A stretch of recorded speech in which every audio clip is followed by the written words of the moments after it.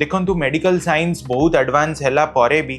किछि गोटे जिंस थाए जोटा कि आमे कंट्रोल करि पारुनु कैंसर रो लास्ट स्टेजेस आमे कंट्रोल करि पारुनु बहुत थर सेडा ट्रीटमेंट को रेस्पोंड करेनी बॉडी बॉडी चले ए वीडियोटा एइथ पई बनौची काहे कि ना आज जने पेशेंट आसिले जोहां को मते ई न्यूज़टा दबा को पड़िला जे